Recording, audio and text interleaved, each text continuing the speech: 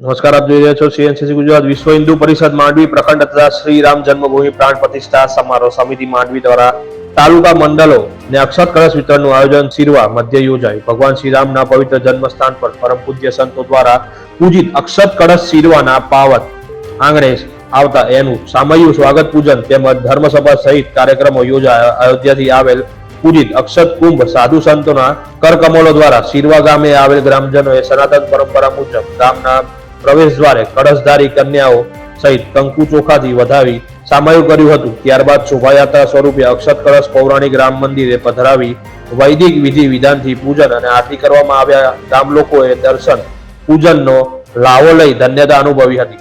ત્યારબાદ ધર્મસભા યોજાઈ હતી। લોકોને અયોધ્યામાં બની રહેલ ભવ્ય રામ મંદિર પ્રાણ પ્રતિષ્ઠા મહોત્સવની માહિતી અપાઈ અને આગામી ઉત્સવ ઉજવવા બાબત માહિતગાર કરવામાં આવ્યા।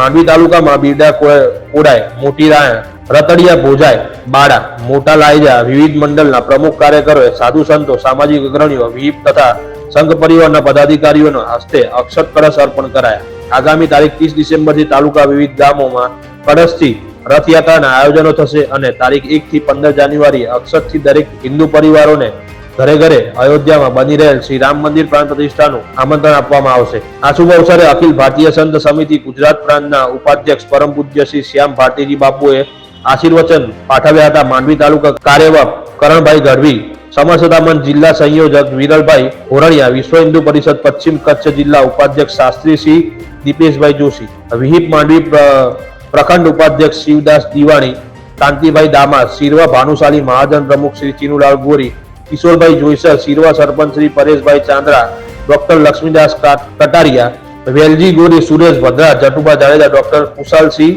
ચાંદ્રોગા, વૈભવ સંઘવી, જીગર બાપટ, રાજન ચૌધરી, સ્મિત કોકાર, કાંતિ ભદ્રા, ગિરીશ દામા, કિશોર દામા, ભાનુશાલી મહિલા મંડળ શિરવાના બહેનો, જય માતાજી મંડળ શિરવા, વિવિધ પદાધિકારીઓ, સંઘ પરિવાર, વિવિધ ભગીની સંસ્થાઓ, સામાજિક રાજકીય મહાનુભાવો તેમજ બહોળી સંખ્યામાં રામ સેવકોની ઉપસ્થિતિમાં ભવ્ય સ્વાગત પૂજન થયું।